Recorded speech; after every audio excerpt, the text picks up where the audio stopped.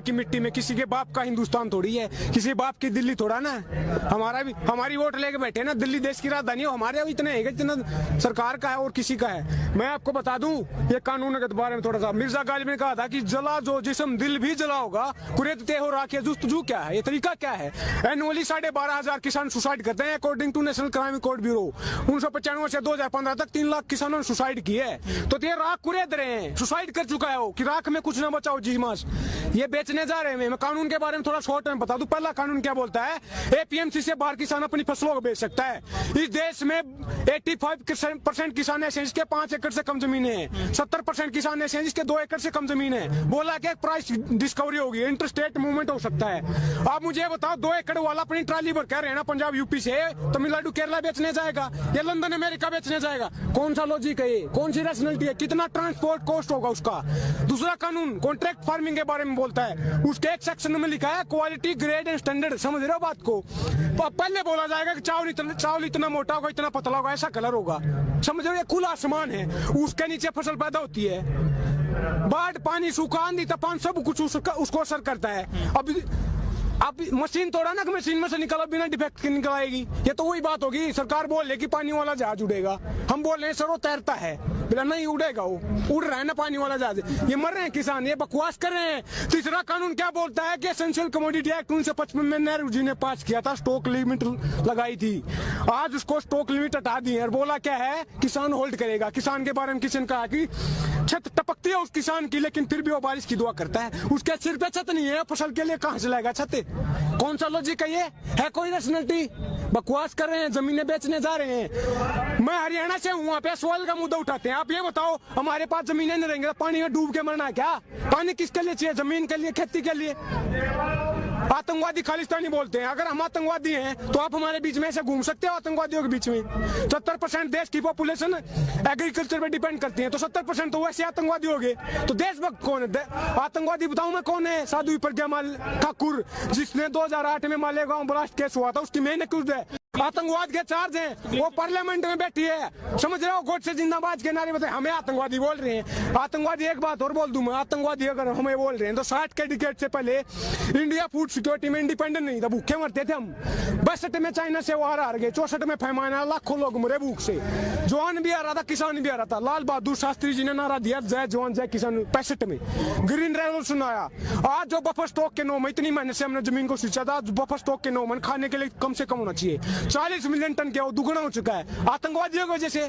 देश पाला हमने, भूखे मरते थे, हमें आतंकवादी बोल रहे हैं। बीजेपी के एक सांसद हैं, वो कहते हैं किसान AK-47 लेके आ गए हैं। देखिए ये सारे अनपढ़ हैं, गौमूत्र खाने वाले हैं, गोबर मूत्र खाने वाले। नत्था Singh and Prem Singh one and the same thing, सब एक से हैं। और रमेश बिदुड़ी बोल रहा है कि बड़ुए हैं, 500 रुपए खरीद के लाए हैं। पता उसको कोई बड़ुए हैं? अंधाता देश को बड़ुए बोल रहे हैं। शर्म करो देशवासियों, अपनी आज नहीं उठा रहे यार। मिर्जा गालिब ने कहा, चमन में तिलाक के रंगों से बात बनती है। हम ही हम है तो क्या हम है, तुम ही तुम हो तो क्या तुम हो।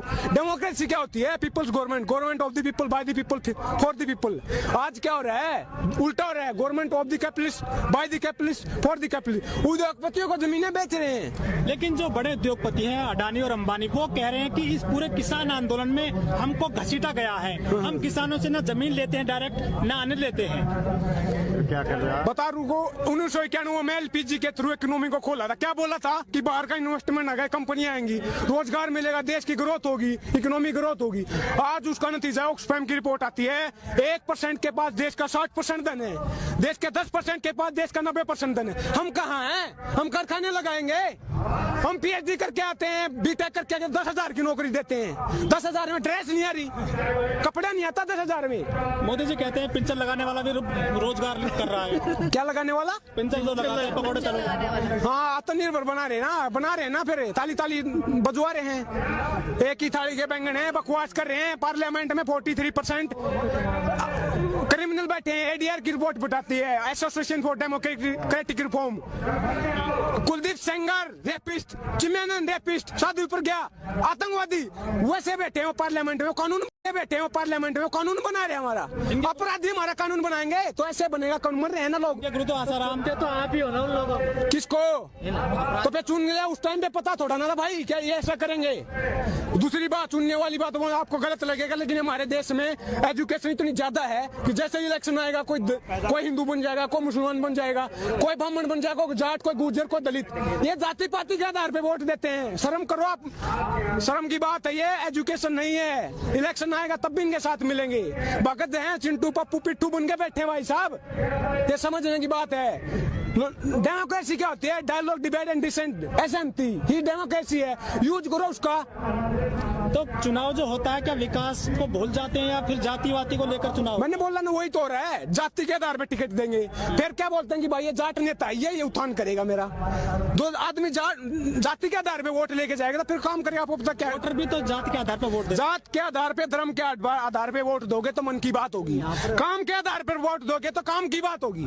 समझ रहे हो? डिवाइड एंड रूल पे बोलना चाहूंगा मैं। कुछ किसी ने, अंग्रेजों ने डिवाइड एंड रूल किया था, ये भी वही कर रहे हैं। हिंदू मुसलमान मंदिर मस्जिद करके कि बांट दिया इस धरती को। क्या चांद सितारों का होगा? नदियों के कुछ नाम लिखे, बहती धारों का क्या होगा? शिव की गंगा भी पानी, यहाँ पे जमजम भी पानी है, मुल्ला भी पिए, पंडित भी पिए, पानी का मतलब क्या होगा? उन फिरका प्रश्नों से पूछो, क्या सूरज अलग बनाओगे?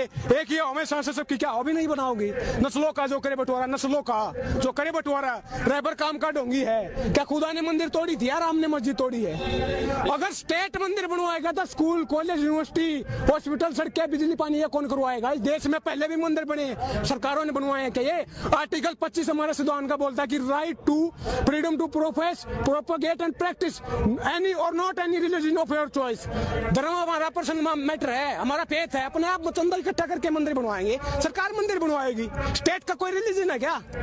तो सबसे पहले तो चंदा राष्ट्रपति जी ने दिया है, तो राष्ट्रपति क्या हमारा ही है? कौन है वो? किसान है क्या वो? नहीं, हमसे बीच से गया क्या वो? कैसे राष्ट्रपति चुना जाता सबको पता है, सब उनका है। वो तो एक रबर स्टैंप है, सब रबर स्टैंप उठा के लगा दी। आप मुझे बता दो एक भी कानून पे जिसमें राष्ट्रपति ने डिसेंट का भी अड़े हो कि नहीं गलत है, ये सारे कानून पे मोहर लगा देते हैं। पिट्ठू होते हैं सरकारों के राष्ट्रपति।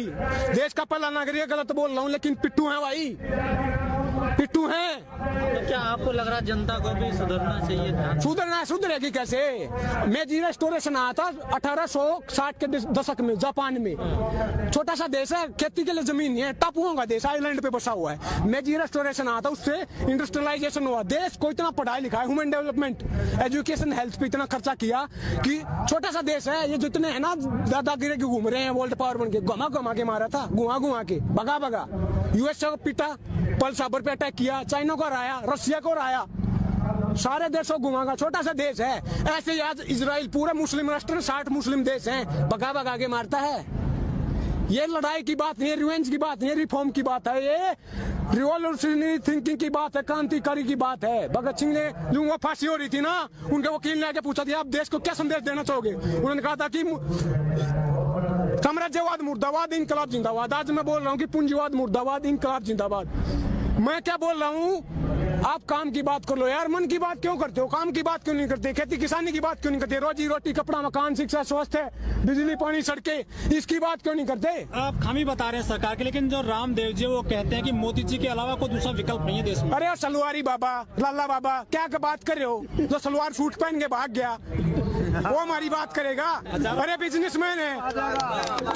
आप मुझे बताओ, आप मुझे बताओ, योगा करवाते हैं किस लिए? शरीर स्वस्थ होगा, फिर दवाई बनाते हैं। जब हम स्वस्थ होते हैं दवाई की क्या जरूरत है? इस गेम को समझे आप। सबसे ज्यादा वो उसी का विकास हुआ है इस सरकार में। हम तो मर रहे हैं, मैंने बोला ना, 12,500 एनुअली सुसाइड कर रहे हैं भाई साहब। वो कहते हैं किसानों ने कानून नहीं पढ़ा और किसान ना समझे, रामदेव बोलते हैं। आके समझा देना वो कौन सा चश्मा लगाते हैं। रुको बाबा, मैं अगर आप समझाओ ना, मैं आके कौन सा चश्मा लगाते हैं, हमें भी दे दो चश्मा जिसमें कौन लाइन दिखती हो भले की।